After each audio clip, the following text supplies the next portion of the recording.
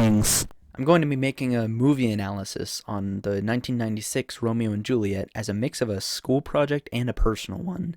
There will be two different editions to this video. This one you're watching is the PG version, meant for school, so when I present this to my class, I won't get in trouble. This version has cut the crude jokes and vulgarity out. To my classmates watching this live with me, if you want to watch the uncensored version, just go to my channel after school, and both versions should be there. Enjoy!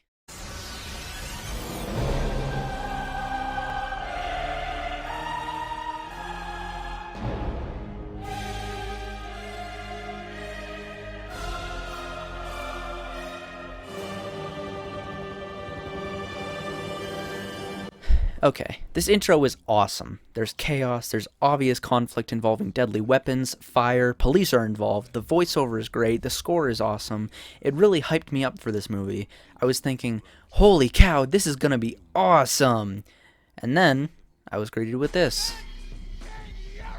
And this.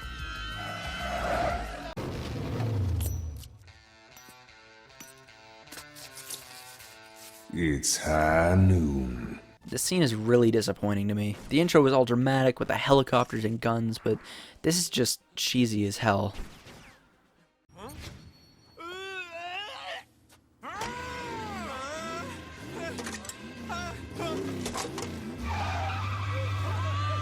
What is going on here? This fight was disappointing. It's cheesy and comedic, and the old English dialogue with the modern look just doesn't fit in my opinion.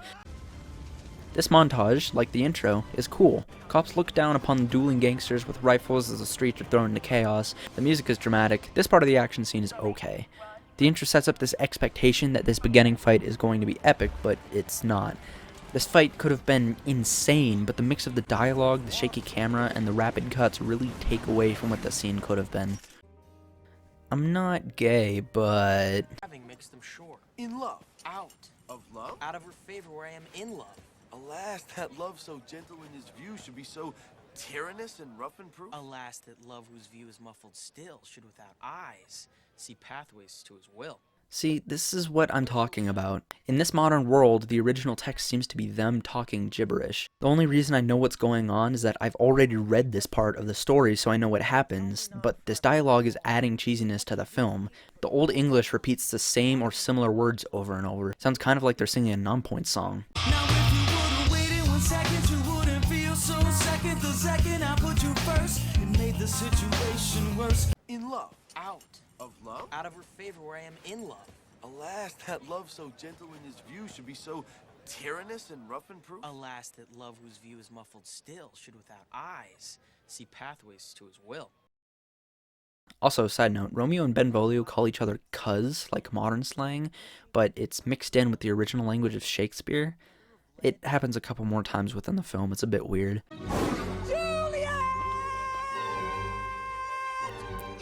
Oh my god, shut up. This woman gives me Nikocado avocado vibes. Stupidity! Stupidity! You stupid!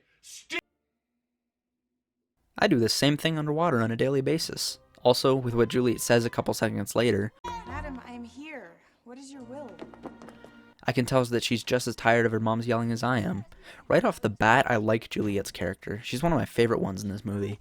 She has the same lines as the original 1400s Juliet, but her mannerisms and the way she delivers lines makes her strangely likable.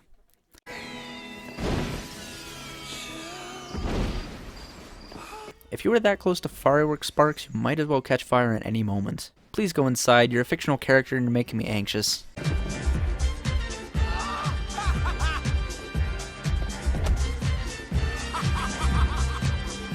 Okay, this outfit is pretty funny. I really like Mercutio's party animal vibe. Hell yeah, dress up as a woman and go to a party. I like that energy. This is just one of many instances of Montagues having horrible firearm safety.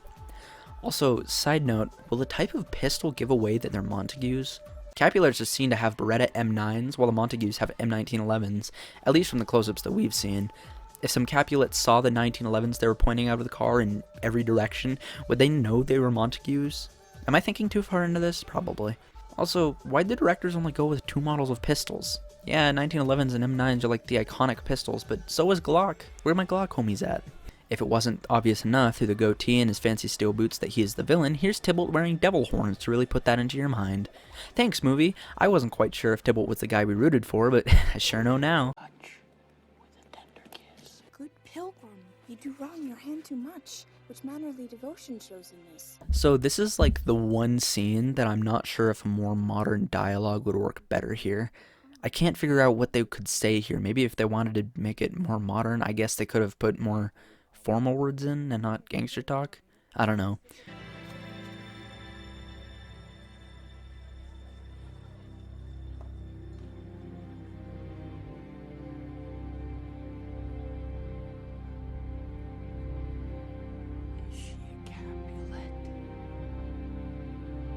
His name is Romeo, and he's a Montague, the only son of your great enemy.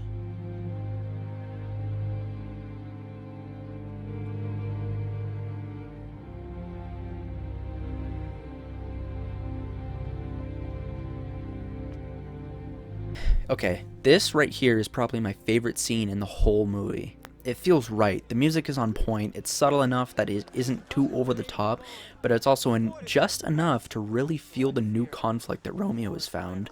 Romeo's line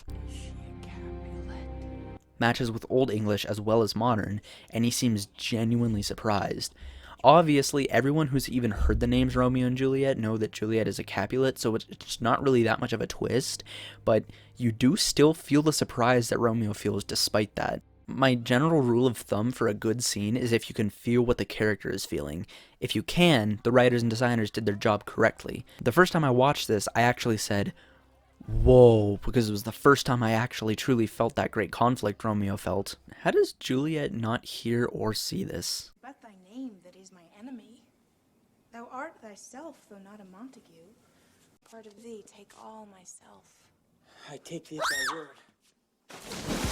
Okay, that was funny. Therefore thy kinsmen are no stop to me. This is just one of many times that Romeo yells way too loud while in Capulet territory when singing Juliet. This first time, Juliet actually shoved him down into the water like, dude, shut up, you'll get killed, what are you doing? For this alliance may so happy prove to turn your household's rancor to pure love. Oh, let us hence, I stand on sudden haste. Wisely and slow. That trip looked awfully real.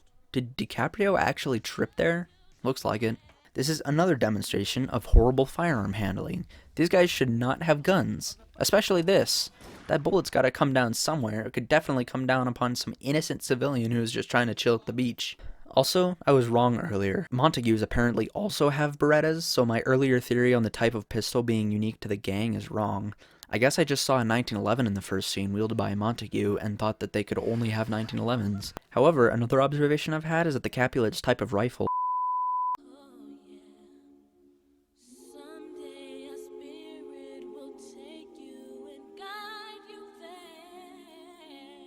I feel like this music strangely fits. It's a bit jazzy put in the place of a gospel, and at first I thought it was bad, but now I've kinda gotten used to it, and it strangely works. Good job, I guess?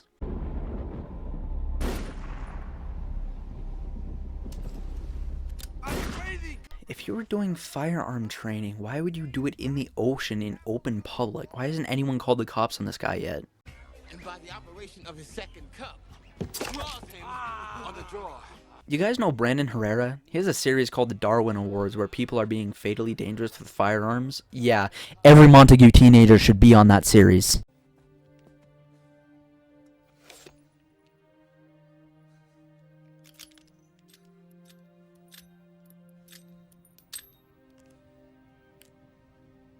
This shot really confused me at first. I had no clue what Tybalt's friend did to his magazine, but after some deliberation and a replay, now I know, so I'll explain to those who are also confused. So Tybalt sent a challenge to duel Romeo for crashing his party. This duel is one of those Old West type of duels, and if you slow it down, Tybalt now has one round left in his magazine, so they have one chance to turn around and shoot each other. It's one of those duels where you like stand back to back and then walk 8 paces or something and then whip around and try to shoot, you know the deal. Wait, Tybalt shaved? Don't know if that has any deeper meaning related to the story, but yeah, I guess he shaved. Turn and draw! Turn and draw! Test, I know! but love thee better than thou canst devise. Another dramatic scene that could be amazing is affected by the Old English dialogue. This is a change in writing from comedy to more serious matters where Mercutio, Romeo's friend, gets murdered, and the Old English dialogue again just takes away from that scene. The scene could have been so much better if it just used modern dialogue. Wait, does he have glass in the handle of his weapon? Is it skeletonized? Those rounds have to be in a magazine for the gun to function, so is the handle and the magazine made out of glass? Knowing the deadly force of a bullet's expulsion, is it even safe to handle?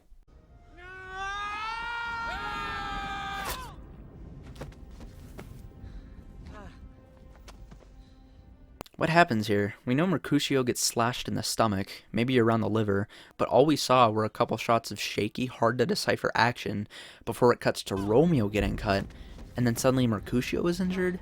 One of the most dramatic scenes in the play, and I can't tell what's going on.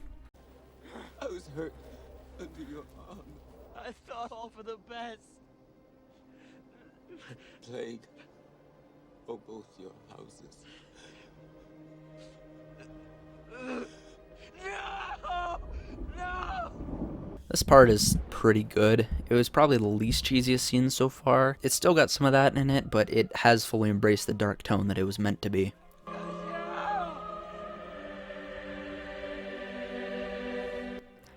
This ending scene's alright. The music is intense, Romeo is just screaming incoherent words, which is about what I expect from someone who's just had their friend murdered. It's still dampened by the outdated dialogue, and it didn't quite make me feel the scene, but compared to the rest of the movie, this scene is okay.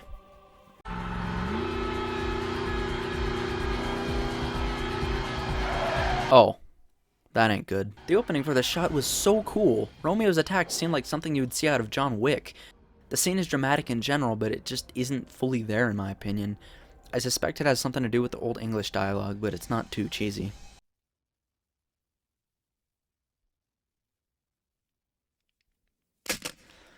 Yes, the 9mm rapier, my favorite caliber of sword. Benvolio, who began this bloody fray? Romeo, he cries aloud. Hold, friends. Tybalt hit the life of stout Mercutio. And this scene could also be great if they used a more updated modern dialogue, but with the Shakespearean way of words, they feel like actors playing a part, not a character that just had their friend murdered. Tybalt would kill thee, but thou slewest Tybalt. There art thou happy. The law that threatened death becomes thy friend and turns it to exile. Okay, so this is kind of a weird thought compared to my take on the rest of the dialogue, but Frere Lawrence's voice seems to fit the original text. Everyone else speaks in Old English, and it's cheesy and strange and takes away from the scene, just doesn't fit, but with him, it works. I don't know if it's like the tone of his voice or the fact that he speaks like how I imagine a priest does, or something like that, but yeah, it fits him strangely. Come, death, and welcome. Juliet wills it so. Romeo's talking pretty dang loud here. As much as a risk he's taking sleeping with Juliet in the first place, I think he should be more mindful of, not revealing himself to his mortal enemy. Also, quick thought, knowing how mothers sometimes just like walk into your room to put away clothes or something, I think it's a huge risk to have both of them snuggling overnight, because who knows what privacy Juliet's parents give her. It's very likely that her mom could have walked in on her and Romeo while they were asleep and been like, What is going on here? Breakfast! Mother! okay, bye. He looks like me when I'm late for school.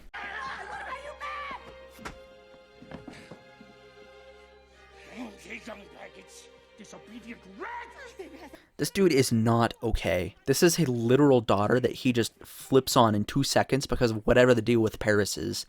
He loves his power more than his own daughter. He's basically selling his 14-year-old daughter off to a grown man, and the things that he's calling her are just, oh my god, dude. These words aren't even very vulgar in today's standards, but the inflection is where it matters. The gentlest of profanities can have the worst effect on someone if said in the right tone, and the worst of slurs can be casually said in conversation as jokes. Her father is a horrible human being. I know that's the point, but I just have to say it again. Remedy. No warmth, no breath shall testify thou livest. Each part deprived of supple government shall stiff and stark and cold appear like death. This is creepy as hell, man. Frere Lawrence staring into the camera and talking in that low tone that somehow fits Old English, talking about Juliet going into such a deep sleep she will be presumed dead. This whole shot was just like so surreal to watch. Also, this death sequence is pretty cool. The music is cool, the quick shots at the funeral give off a mournful vibe. Pretty good shot and sound design, even if the Old English is still bothering me. The shot is framed really weirdly. The drug seller dude here is looking at the camera, so we assume that Romeo is behind us, or the shot is from his point of view, but he's suddenly off to the left as he thrusts cash at the dealer. This line read is also a bit strange. There's my gold. Do you think it's safe to have that many candles around fabric? Sorry, this is an important moment, I should shut up. Beauty's ensign yet is crimson in thy lips and in thy cheeks. Very small but interesting one here. You can see Juliet's eye flicker as Romeo touches her cheek. This is either because she's just asleep and not actually dead, or the actor had an involuntary blink when he touched her cheek. If it's the former, good attention to detail. If it's the latter, then she's a horrible actor and should get fired! Joking. That's a joke. Claire Danes did a great job.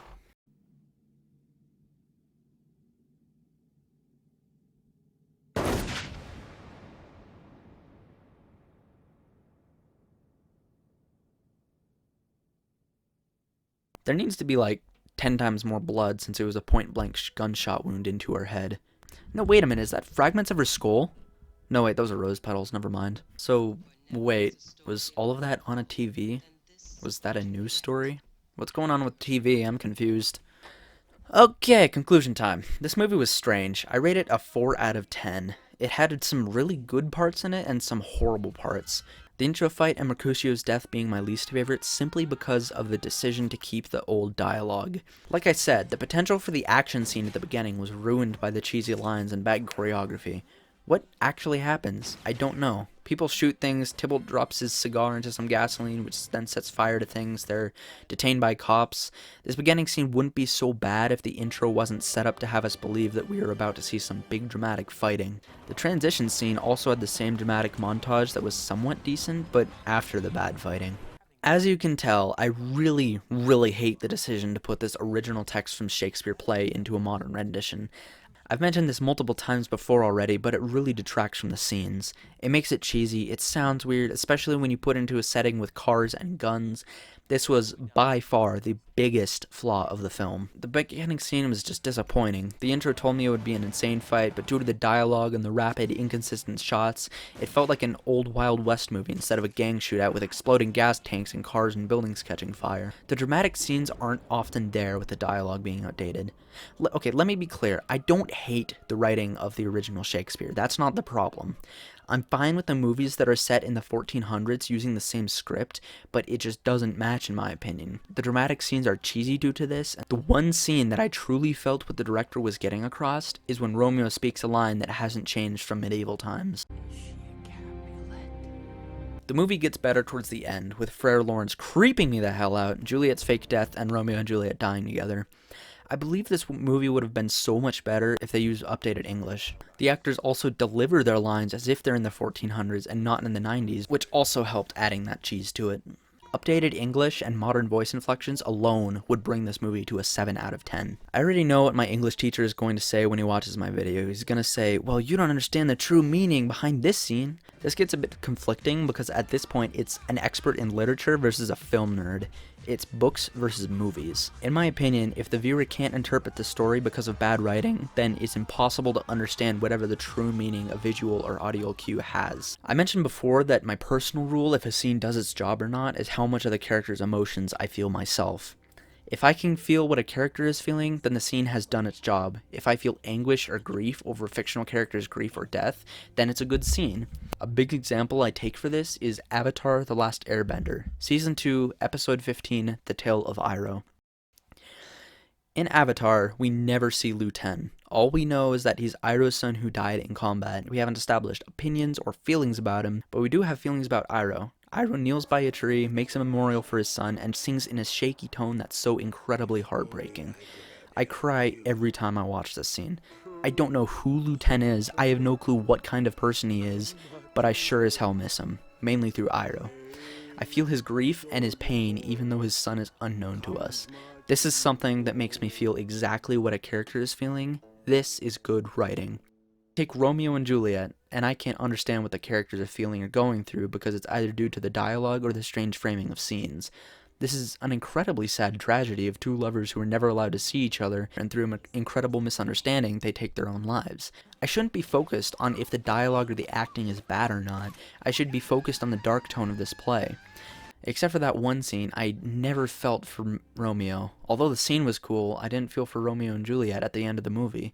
Is this all to blame on the choice of dialogue? No, but quite a lot of it is.